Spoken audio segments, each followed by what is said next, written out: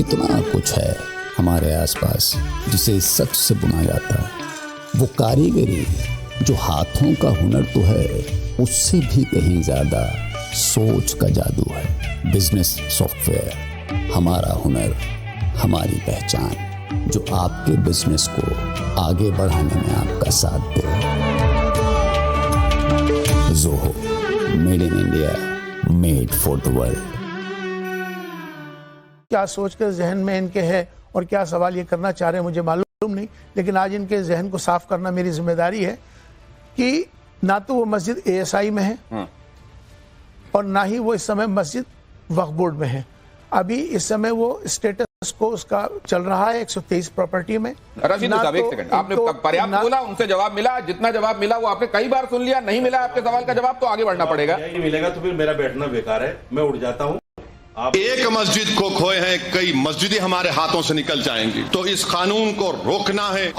आप, हाँ ठीक है सर, मर्जी please go ahead sir, please go ahead. आइए चलाइए जरा। से निकल जाएंगी, तो इस कानून को रोकना है, से निकल जाएंगी, तो इस कानून को रोकना है। और ये बड़ा ही तारीखी नाजुक मोड़ पर आप और हम खड़े हुए हैं। अरे बीजेपी RSS शिंदे वालों, ये जायदाद गवर्नमेंट की नहीं है, हमारे पुरखों की है। बाज ऐसे रंग बिरंगी कपड़े पहनकर मोदी के पैर छूने वालों, तुम्हारे बाप दादा की खबरों को जब छीन लिया जाएगा तुमको अंदाजा होगा। अच्छा, मैं ये भी बता दूं कि अभी हमारे साथ साजिद खान साहब थे, साजिद रशीदी साहब, लेकिन अचानक उनको उनके सवालों का जवाब भी मैंने यहां से लिया, लेकिन उन्होंने कहा कि मेरे सवालों का जवाब नहीं मिल रहा है, तो मुझे यहां से चला जाना चाहिए। क्या ये जो और वो दोबारा आ रहे हैं, ये अच्छी बात है। तो अगर वो दोबारा आ रहे हैं तो मैं उनको वेलकम करता हूं। आइए आपके सवालों का जवाब लेते हैं। जल्द यही तो दिक्कत हमारे सामने आ रही है कि कोई भी विषय हो, चाहे वो NRC का हो, चाहे UCC का हो, CAA का हो, जनसंख्या का हो, ये सारे जो विषय है ना, बेसिकली ये विषय सारे राष्ट्रीय विषय हैं, लेकिन उस पर एक राजनीति होती है और उसी पर राजनीति करते हुए उसको ये सोचने लग जाते हैं कि मतलब ये हमारे लिए। तो आप क्या ये समझते हैं कि राष्ट्रीय विषयों पर कंसेंसस बनाना संभव नहीं है? बनाना, देखिए हमेशा क्या होता है कि राष्ट्रीय विषयों पे सबको मिलकर उसके हित में हम सबको मिलकर आगे जाना चाहिए, उस पर राजनीति नहीं होनी चाहिए। मिसाल के तौर पर NRC CAA का मसला सामने आया, लोगों को गुमराह किया बहुत से ऐसे लोगों ने कि CAA मुसलमानों के विरोध में है, जबकि CAA सबको पता है कि वो नागरिकता लेने के लिए नहीं, नागरिकता देने के लिए है। तो लोग समझते हैं नहीं ड्राफ्ट क्या आया, क्या चीज आई, लेकिन उसमें पहले से पहले उस पर राजनीति करने, उसके विरोध में खड़े हो जाते हैं। CAA आज तक ये NRC में किसी को कोई नुकसान हुआ है या किसी की नागरिकता ली गई है? मैं बता दें, क्या वो NRC हो, CAA हो, वक्फ का मामला हो, अंबर जैदी जी, क्या कौवा कान लेकर उड़ गया, ये सुनने के बाद लोग कान को हाथ लगाए बगैर कौवे के पीछे दौड़ लगा देते हैं, या ये जायज अंदेशे हैं जो वक्त पर सामने रखे जाते हैं, वरना सरकार अपने हिसाब से अपनी मनमर्जी कुछ भी कर देगी? दिनेश जी, अगर जायज अंदेशे होते तो हमारे देश में CAA के नाम पर लोगों को कितना वर्गलाया गया और जगह जगह पर शाहीन बाग बनाए गए और महीनों तक पूरी जिंदगी को रोका गया। कितने ही लोगों की जाने गई, कितने लोगों के कारोबार ठप हुए और कितने ही लोग जेलों में गए। लेकिन सबसे पहली बात जो आपने बहुत इंपॉर्टेंट बात कही है, जो हमारे यहाँ पे जितने भी लोग बैठे हुए हैं और जो हमें देख रहे हैं, सुन रहे हैं, वो कभी भी कान को हाथ लगा कर नहीं देखते कि कौवा लेकर गया है या नहीं गया है। लेकिन ये जो लोग शोर मचाते कि कौवा कान ले गया, इनकी आवाज पे सब दौड़ जाते हैं, लेकिन कभी ये नहीं देखते कि ये लोग किस लिए इस तरह से बार बार एक ही पैटर्न पे कौम को वर्गलाते हैं। क्यों बार बार कभी NRC के नाम पर, कभी CAA के नाम पर, कभी पॉपुलेशन बिल के नाम पर, कभी ट्रिपल तलाक बिल के नाम पर। अगर कोई सरकार अमेंडमेंट कर रही है, देखिए सरकार की जिम्मेदारी होती है कानून, जितने भी नागरिक हैं उनके बारे में सोचना, उनको हर अधिकार, उनको सुरक्षा फराहम कराना।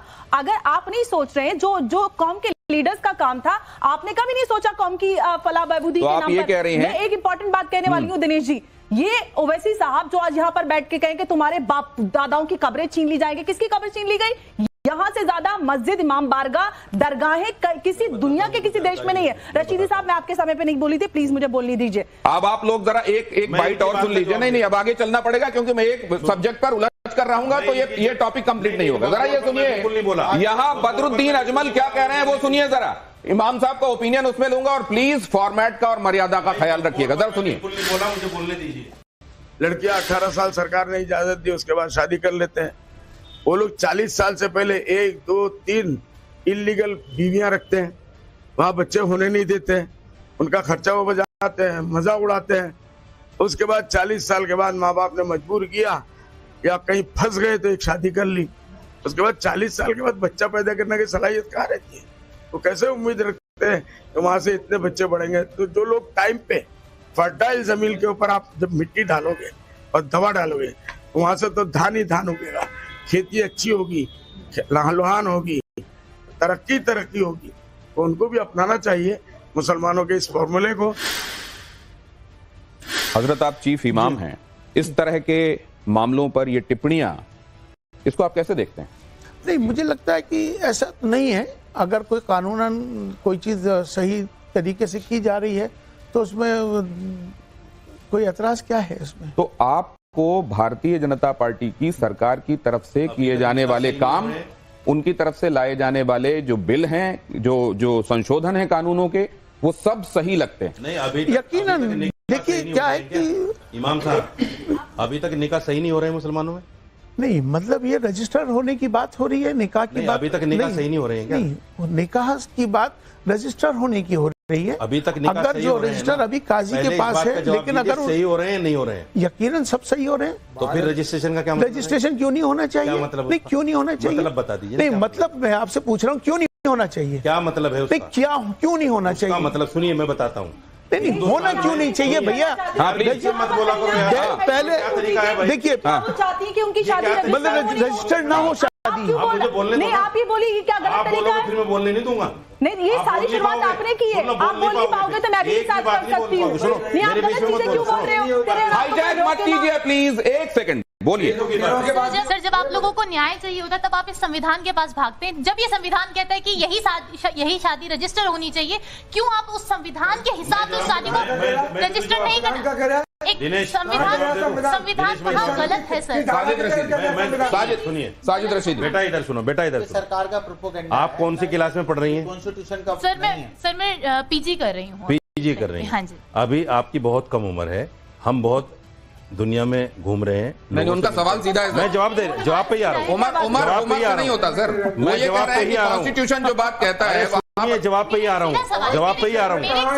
कॉन्स्टिट्यूशन सुनिए सर, प्लीज सर। अरे मैं बता रहा हूँ ना, सुन तो लीजिए। एक क्वेश्चन सुन लीजिए। मेरा सीधा सा सवाल है, कि रजिस्ट्रेशन के आप बोल रहे रजिस्ट्रेशन नहीं होना चाहिए, उसमें क्या ऐसा नुकसान हो रहा है जो आपकी मैं बता रहा हूँ। देखिए, नुकसान नहीं, केवल एक दर्ज ही तो हो रहा है ना। अच्छा, मैं सुन तो लीजिए, सवाल हो गया आपका, सुनिए मैं बता रहा हूँ। देखिए, अभी CNRC पर बात आई, मैं लेके चल रहा हूँ उसी को।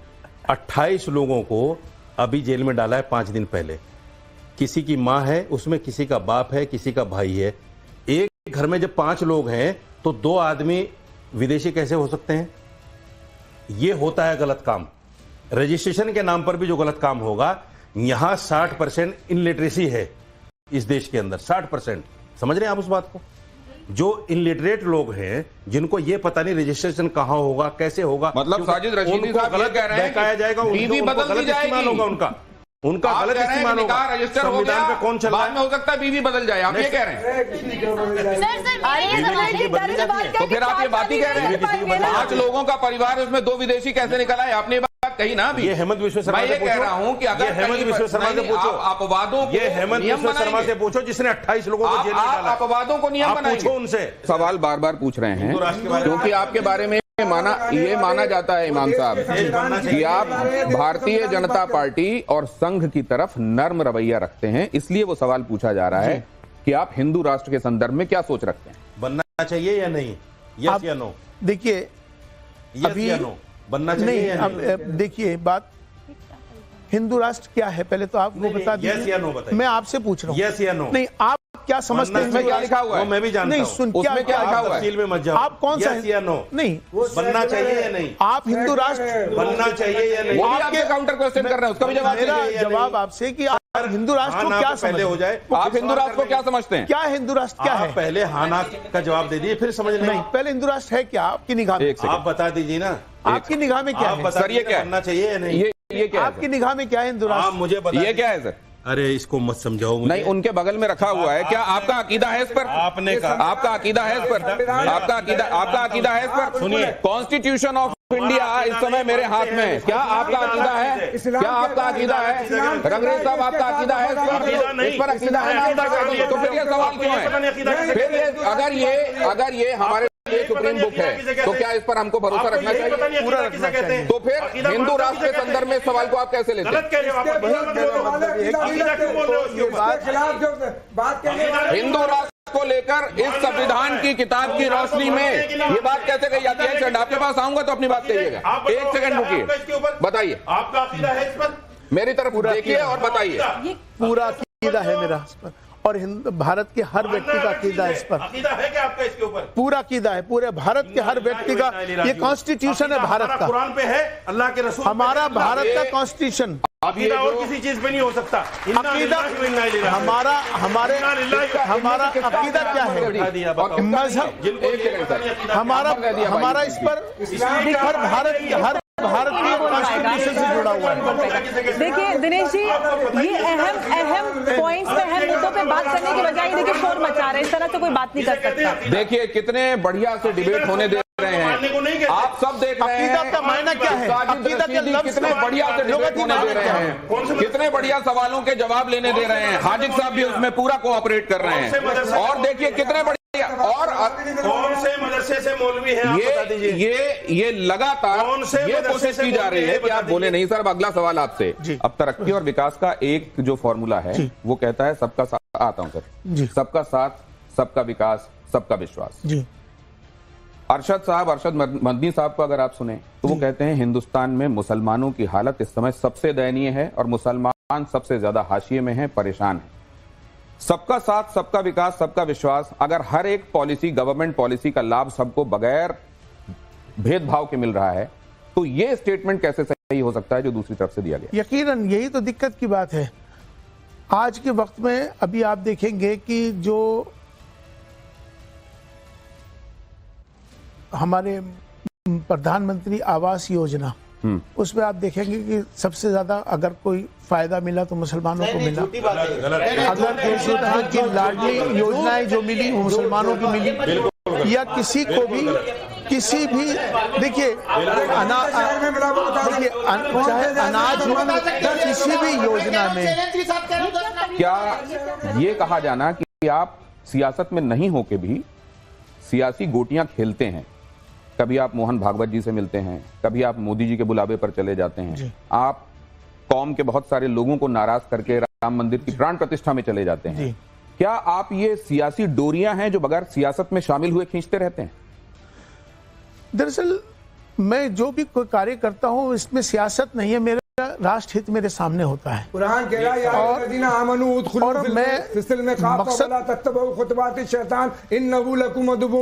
ईमान वालो इस्लाम में पूरी तरह दाखिल हो जाओ। शैतान तुम्हारा खुला हुआ दुश्मन है, इसके कदम ब कदम न चलो। और ये अगर शैतान के कदम पर कदम चले तो इनकी जवाबदेही होगी हमारी। शैतान कौन है? शैतान किस पर शैतान की बात कहते हैं? अगर देश की बात करो तो शैतान कह रहा है, प्यार की बात करो एक नाम तो मैंने बता दिया तब भी नहीं समझ। देश की बात की तो इन्होंने कहा शैतान खुला घूम रहा है। नहीं आप गलत कह रहे हैं। कुरान ये कह रहा है ए ईमान वालो इस्लाम में पूरी तरह दाखिल हो जाओ। वो कह रहे हैं शैतान कौन है? मैं कह रहा हूँ पूरी बात तो सुनो। प्राण प्रतिष्ठा का मतलब ये होता है हजरत, मूर्ति में जान डालना, प्राण प्रतिष्ठा इसको कहते हैं। मेरा अकीदा ये है, हर मुसलमान का अकीदा ये है कि अल्लाह के अलावा जान लेने वाला, जान देने वाला कोई नहीं। और आप उसमें प्रोग्राम में चले गए तो ये ईमान के खिलाफ नहीं, इस्लाम के अकीदे के खिलाफ नहीं, ये आपके प्राण प्रतिष्ठा में ये पूजा नहीं थी उनकी, ये आपके खिलाफ है, इस्लाम के खिलाफ नहीं है। ये आपके खिलाफ है, इस्लाम के आपके खिलाफ नहीं है। आपके खिलाफ जाना आपके खिलाफ नहीं है क्या? नहीं है। प्राण प्रतिष्ठा आप कर सकते हो मूर्ति में। अब उनका जवाब जाना एक सेकंड आप अब ये जो इन्होंने सवाल पूछा इमाम साहब, एक सेकंड, इन्होंने कहा कि इस्लाम के हिसाब से बुत में जान डालना, प्रतिमा में जान डालना, ये इस्लाम के हिसाब से सही नहीं है। और आप वहां गए बिल्कुल। क्या इसीलिए कुफ्र का फतवा आपके लिए जारी हुआ? यकीनन ऐसे नहीं तो ये क्या ये कुफ्र है? नहीं, मुझे एक बात समझने दीजिए, एक सेकंड कुफ्र से भी आगे बढ़ के अच्छा, ये कुफ्र से भी आगे बढ़कर अगर ये शिर्क है, अगर से भी आगे बढ़ के अगर ये कुफ्र से भी आगे बढ़कर शिर्क है तो अंबर जैदी, क्या रशीदी साहब की निगाह में हर एक वो आदमी जो भगवान की मूर्ति रखकर पूजा करता है वो तो गुनाह करने वाला आदमी हो गया? एब्सोल्युटली। तो हर एक वो आदमी इनकी निगाह में काफिर हो गया? बिल्कुल। तो क्या इनका कहना यह है कि हर एक वो आदमी मजहब के हिसाब से सजा का हकदार हो गया? बिल्कुल। क्या उसी तरह के लोगों के लिए कहा जाता है कि इनको जीने का अधिकार नहीं है? अरे ये इस्लामी हुकूमत है क्या जो सजा दोगे आप? ये इस्लामी हुकूमत है? तो फिर आप ये बताइए, कहां ले जा रहे हैं? अगर ये इस्लामी हुकूमत नहीं है तो ये पढ़े लिखे लोग नहीं है और आप पढ़े लिखे लोग हैं। बात को घुमाइए, दोनों बातें कैसे घुमाइए? इमाम साहब ये दोनों बातें ये चूंकि इमाम है, आपने जिम्मेदारी बनती है जवाब देना। ये दोनों बातें इमाम है, इमाम होने के नाते जिम्मेदारी है इनकी जवाब देना। बोल चुके, जिम्मेदारी है इनकी जवाब देना। और ये एक भी बात का तसल्ली बख्श जवाब नहीं दे पाए। ये दोनों बातें कैसे हो सकती हैं इमाम साहब कि आपने जो किया न दुनिया की जानकारी आपने जो किया वो गुनाह भी हो गया, लेकिन यहाँ शरीयत के हिसाब से तो चीजें चल नहीं रही हैं, इसलिए सजा कैसे मिलेगी? ये दोनों बातें समझाइए जरा। देखिए, ये मेरे और ईश्वर के अल्लाह के मामलात हैं कि मैंने क्या किया, मैं क्यों गया, आपका जाहिर, आपने जाहिर क्या देखा कि जाने पे जाहिर एक आदमी जाहिर में बुतों की पूजा कर रहा है तो उस पर फतवा आपने देखा, पूजा करते देखा, दिल को नहीं माना जाएगा? नहीं, आप बुत के सामने बैठ के कहो मैं तो अल्लाह अल्लाह कर रहा हूँ, कोई नहीं मानेगा। आप बोलिए सर, आप बोलिए, हम लोग सुन रहे हैं, आप बोलते मानेगा, आप बोलिए सर, बोलिए, कोई नहीं मानेगा। नहीं, आप बोलिए, बोलिए सर, बोलिए और बोलिए। कुफ्र और जो लगता है वो जाहिर पे लगता है, जाहिर पे। नहीं, आप चूंकि प्राण प्रतिष्ठा के प्रोग्राम में गए, ठीक है, सबने देखा, ठीक है, इसलिए आपके ऊपर फतवा लगा। आप समझे? मैं माफी मांगता हूँ, मैंने आज बोला कि मैं तौबा करता हूँ, सबके सामने तौबा करता हूँ, आप भी कर लो, क्या हर्ज है? मैंने कहा था मुझसे बर्दाश्त नहीं होती ये चीजें। मैं अल्हम्दुलिल्लाह मुस्लिम हूँ, मेरा इस्लामिक माइंड सेट है, अल्हम्दुलिल्लाह माइंड सेट है मेरा। एक सेकंड, इस्लामिक माइंड सेट है मेरा, है और रहेगा, बिल्कुल रहेगा। आपके अलावा 3 गेस्ट हैं। अरे भाई तीनों से करा लो ना, करा लो ना।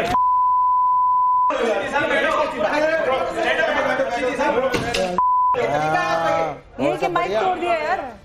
ये तो सब गलत बातें कर रही हैं। नहीं, वो जो आपको समझ में नहीं आएगा वो गलत नहीं हो जाएगा ना सर। कर रहे हैं दीन के खिलाफ तो कर भाई मेरी कीजिए मेरे खिलाफ कभी आपने ये आप दोबारा मत बोलिएगा। आप दीन के खिलाफ कौन बगावत कर रहे हैं? क्या दीन के खिलाफ है? जो मैंने आज पुलिस का विरोध कर दिया आपने। आप कह रहे हैं कि शैतान वाला काम कर रहे हैं।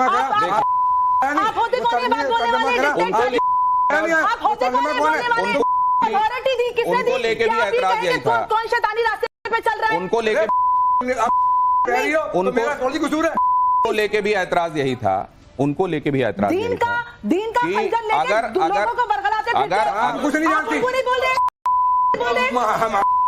कैसे बोल रहे हैं कि शैतानी रास्ते पे चल? हाजिर खान साहब, तुमने हाजिर खान साहब ये कि अगर आप शांत रहोगे, इसलिए वो सही है। अगर आप शांत रहोगे तो गलत बोल रहे हैं। उन्होंने तर्जुमा कर दिया। थोड़ी सी अकल लीजिए, थोड़ी सी अगर एक दूसरे को बोलने क्यों बोल रहे हैं? अगर एक दूसरे को बोलने ही नहीं दोगे, शांत। गुलाम क्या है कि आपका तरीका गलत है। क्या का तरीका गलत है? अगर करने की कोशिश मुझे मत समझ। मैं किसी को कुछ नहीं समझता, आदमी समझता हूँ। किसी को भी प्लीज ये क्या प्लीज आप देख नहीं रहे? साजिश कर रहे हैं सत्ता को भड़काने के लिए। ये सत्ता से जुदा की समझ नहीं रहे। चक्कर में पूरी दुनिया को बर्बाद कर रही है। तो ये कर क्या रहे हैं? एक सेकंड, दीन की बेइज्जती भी नहीं जानती। एक सेकंड, ना नमाज पढ़े ना रोजा की ना किसी चीज की कर रही है। मुझसे तमीज से बात कर। ये एक सेकंड, बात करने का दीन के खिलाफ कर रही है। तेरे उड़ेंगे, अगर ना उड़े तो मेरे मुझ के बात एक सेकंड,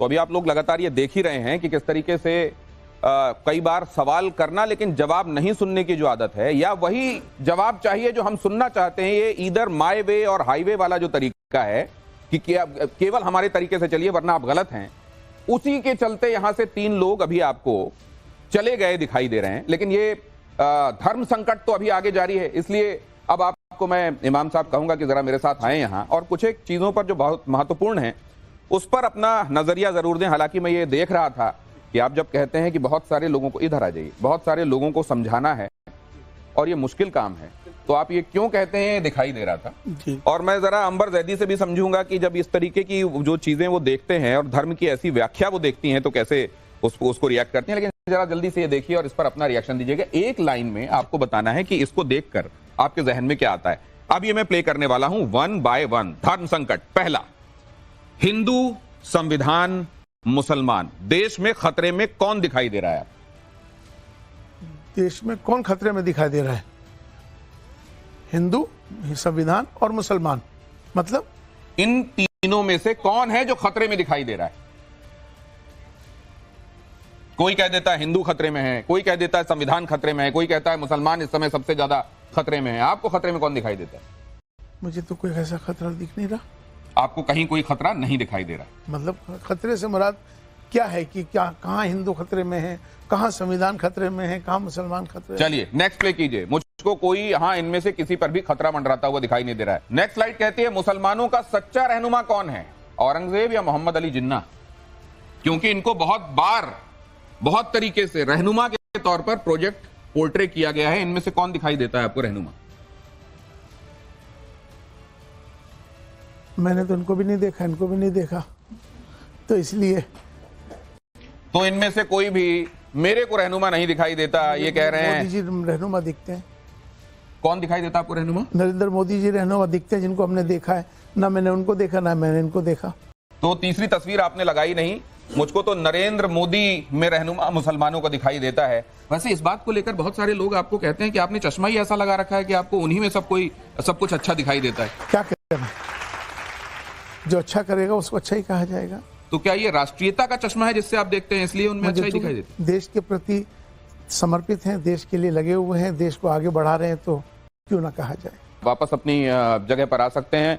इमाम साहब ने बड़े दो टूक तरीके से सही को सही गलत को गलत कहा है, लेकिन साथ में एक बात और देखने को मिली कि कई बातें आपका उसमें कोई दूसरा मत हो सकता है, लेकिन क्या उसके लिए आप इतने इंटॉलरेंट हो जाएंगे, इतने असहिष्णु हो जाएंगे कि या तो आपके तरीके से बात होगी या बात होगी ही नहीं? क्या उसके लिए आप माइक फेंक कर निकल जाने वाला तरीका भी रखेंगे? क्या वो किसी दूसरे को बोलने नहीं देना, अगर वो बोलना शुरू करता है तो बीच में इतनी बार और इस तरीके से टोकना है कि वो इरिटेट हो जाए या चुप हो जाए या फिर कहे कि आप ही बोल लीजिए, मैं अब बोलना बंद करता हूं? क्या ये बातें सही हैं? क्या संवाद का ऐसा तरीका होना चाहिए? ये एक बड़ा सवाल है और समाज के सामने एक बड़ा धर्म संकट भी है। बहुत धन्यवाद हमारे स्टूडियो में आने के लिए। मेरे वो तमाम मेहमान जो यहां आए और बगैर बात पूरी किए अपने तरीके से अपनी चीजें करके यहां से चले गए, वो मैं ये उनसे इल्तजा करता हूं कि आइंदा ऐसा ना करें। उनको खुद भी ये देखने में अच्छा नहीं लगेगा जब वो देखेंगे, लेकिन आपके सामने मैं रखूंगा जरूर ताकि आप ये समझ पाएं कि कौन किस तरीके से बात रखता है, करता है, और असहिष्णु होने के जब आरोप लगाए जाते हैं तो कौन कितना सहिष्णु है ये भी आप अपने में तय कर सकें। अंबर जैदी, आप आखिर तक बनी रही, आपका बहुत शुक्रिया। आप सभी ऑडियंस यहाँ पहुंचे और अपनी बातें आपने रखी, आपका बहुत धन्यवाद। धर्म संकट में आज इतना ही। बाबा के टारगेट पर चंड मुंड तोड़ रहे सबका